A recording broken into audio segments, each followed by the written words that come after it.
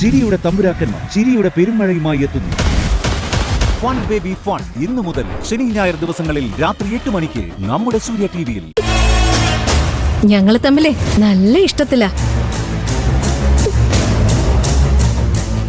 അധികം വൈകാതെ കല്യാണവും കഴിക്കും. നിനക്ക് എന്താ ചെയ്യാൻ പറ്റുമെന്ന് വെച്ചാൽ അത് ചെയ്.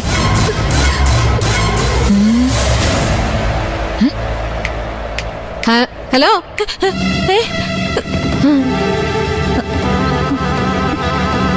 ചേച്ചി എന്തൊന്നും മിണ്ടാത്തെ?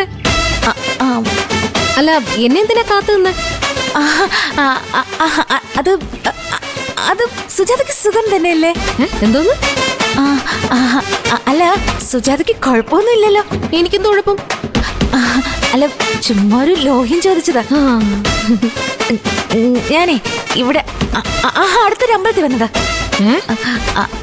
അപ്പൊ പിന്നെ സുജാത ഈ വഴിക്കാണല്ലോ പോകുന്നേ. അപ്പൊ ഒന്ന് കണ്ടിട്ട് പോവാന്ന് വിചാരിച്ചു, അത്രേ ഉള്ളൂ. അല്ല, അതിന് ഇവിടെ എവിടെയാ അമ്പലം? അയ്യോ, അമ്പലമല്ല, ആശുപത്രി. ആശുപത്രി അതിനിവിടെ ആശുപത്രി ഒന്നും ഇല്ലല്ലോ. ആശുപത്രിയല്ല, ഒരു വൈദ്യന്റെ വീടാ, ആയുർമഠം. അത് ഇവിടുന്ന് താഴോട്ട് പോണം. അതിന് ചേച്ചിക്ക് എന്താ അസുഖം? അത് കുറച്ച് മുട്ടുവേദന, ഒരു കുഴമ്പ് വാങ്ങാനാ. എന്നിട്ടാണോ ഞാൻ കൊണ്ടാക്ക? അയ്യോ, വേണ്ട വേണ്ട വേണ്ട, ഞാൻ നടന്നു തന്നെ പൊക്കോളാം. ഇവിടെ തൊട്ടടുത്തല്ലേ. സുജാത പൊയ്ക്കോ. അയ്യോ, മുട്ടുവേദനയാണെന്ന് പറഞ്ഞിട്ട് ചേച്ചി നടക്കാൻ ബുദ്ധിമുട്ടാവില്ലേ? അല്ല, നടക്കണമെന്ന് വൈദ്യുതി പറഞ്ഞിരിക്കുന്നേ. സുജാത പൊയ്ക്കോ, എനിക്ക് അപ്പോയിന്റ്മെന്റ് സമയമായി. ഞാൻ പോണേ. അയ്യോ അമ്മേ.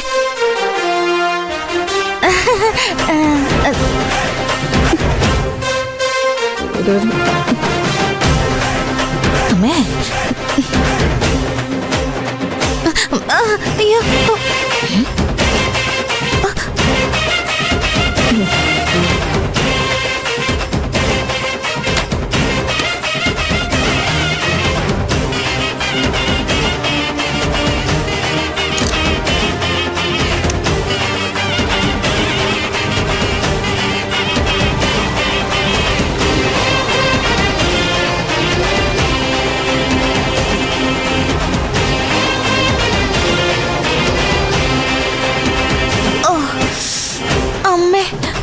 അയ്യേ, ആരും കണ്ടില്ല. ഇതിനാ പറയുന്ന സായിപ്പിനെ കാണുമ്പം കവാത്ത് മറക്കുന്നു. എന്നാലും എന്റെ മോൾ ഇത്ര ഭീരുവായി പോയല്ലോ. അവളെ പിടിച്ചു നിർത്തി അവളുടെ മുഖത്ത് നോക്കി 4 വർത്താനം പറയുമെന്നാ ഞാൻ വിചാരിച്ചു. ഞാൻ പോന്ന് പറഞ്ഞപ്പോ ചേച്ചി എന്താ പറഞ്ഞേ? അത് വേണ്ട മോളെ എന്നല്ലേ. എന്നിട്ടിപ്പോ 2 വർത്താനം പറയണമെന്നോ? അത് ഞാൻ അപ്പോ അങ്ങനെ പറഞ്ഞെങ്കിലും പിന്നെ ആലോചിച്ചപ്പോൾ മോള് പറഞ്ഞതാ ശരിയെന്ന് തോന്നുന്നു. ഞാൻ ആലോചിച്ചപ്പോ എനിക്ക് തോന്നി ചേച്ചി പറഞ്ഞതാ ശരിയെന്ന്. അതുകൊണ്ടല്ലേ ഞാനൊരു അക്ഷരം പോലും പറയാതെ തിരിച്ചു പോകുന്നത്. അല്ലാതെ ധൈര്യമില്ലാഞ്ഞിട്ടല്ല. എനിക്കൊരു ധൈര്യ കുറവില്ല. വേണ്ടി വന്നാ ഞാൻ അവളുടെ കരണം അടിച്ചു പൊട്ടിക്കും. ഗോമതി ചേച്ചിക്ക് എന്റെ ശരിക്കുള്ള സ്വഭാവം അറിയാമല്ലഞ്ഞിട്ടാ. ഇടഞ്ഞാലേ ഞാൻ മഹാപെശക. അതെനിക്കറിയാം. അപ്പൊ ഏതായാലും കുഴപ്പമൊന്നും ഉണ്ടാക്കാതെ മോളിങ്ങി പോകുന്നത് നന്നായി. പക്ഷേ അവളെ ദത്തേട്ടനെ അകറ്റാൻ ഇനി എന്താ വഴി? വഴിയെത്തും. പക്ഷേ മോൾ എനിക്കൊരു ഇത്തിരി സമയം തരണം. അവളെ ദത്തേട്ടനെ അടിച്ചോണ്ട് പോയിട്ടെ പിന്നെ വഴി ഉണ്ടാക്കിട്ട് എന്താ കാര്യം ചേച്ചി? അങ്ങനെയൊന്നും സംഭവിക്കത്തില്ല. അതിനു മുമ്പ് ഞാൻ അവളെ തളച്ചിരിക്കും. ഇത് തലേക്കാവിലെ അമ്മയാണ്. സത്യം സത്യം സത്യം സത്യം. എപ്പോഴും ഒരു സത്യമൊക്കെ കൂടിപ്പോ. സത്യം സത്യം സത്യം, അത്രേ ഉള്ളൂ.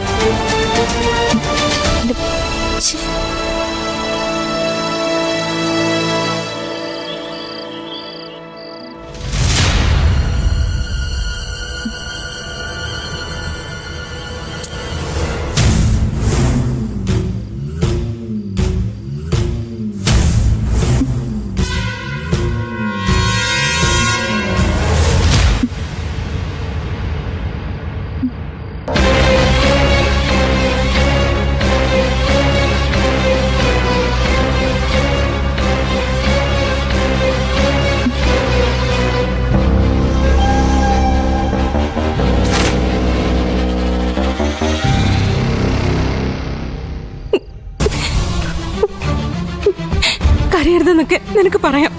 പക്ഷെ ഞാൻ എങ്ങനെയാണ് കരയാതിരിക്കുന്നത്? പകല് മുഴുവനും പൊട്ടിച്ചിരിയുടെ കുപ്പായം അണിഞ്ഞിങ്ങനെ നടക്കുമ്പോഴും ഈ രാത്രിക്ക് വേണ്ടിയുള്ള കാത്തിരിപ്പ. എല്ലാം മറന്നൊന്ന് കരയാൻ വേണ്ടി. ലച്ചു, എന്താ ലച്ചു ഇങ്ങനെ? നീ സമാധാനായിട്ടിരിക്കും.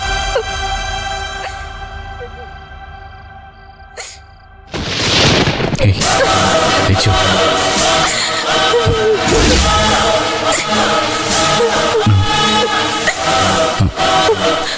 അതെ,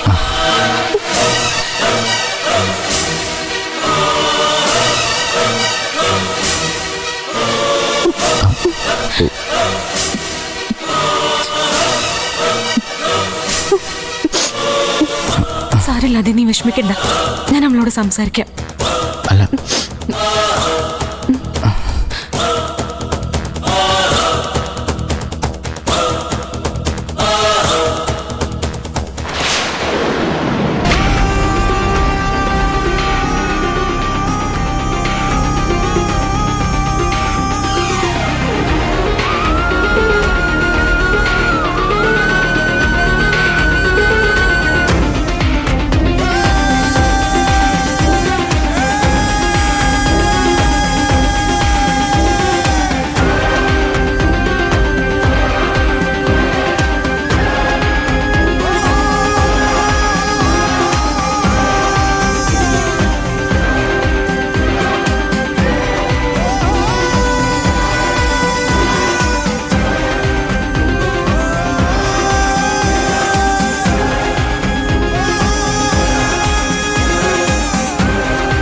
പൂജ, നീ തെറ്റിദ്ധരിച്ചിട്ടുണ്ടാവുമെന്ന് എനിക്കറിയാം.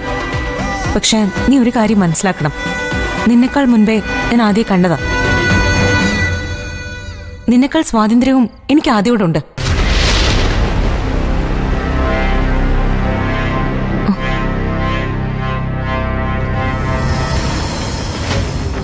ഞങ്ങൾ തമ്മിൽ പലതും സംസാരിച്ചെന്നിരിക്കും, സ്വാതന്ത്ര്യത്തോടെ ഇടപെട്ടെന്നുമിരിക്കും. അതൊന്നും നിന്നെ ബാധിക്കുന്ന കാര്യമല്ല. എന്നെ ബാധിക്കുന്ന കാര്യമല്ലെന്ന് തനിക്കെങ്ങനെ പറയാൻ പറ്റും? ആദ്യം എന്റെ ഭർത്താവാ, എന്റെ കഴുത്തിൽ താലി കെട്ടിയ പുരുഷനാ. ഇവൻ നിന്റെ ഭർത്താവാണെങ്കിൽ എന്റെ കൂട്ടുകാരനുമാണ്. അല്ലെന്ന് അവൻ തന്നെ പറയട്ടെ. പറഞ്ഞു കൊടുക്കടാ, നീ താലി കെട്ടിയ പെണ്ണിന് നമ്മൾ തമ്മിലുള്ള ബന്ധം എന്താണെന്ന്. ലച്ചു,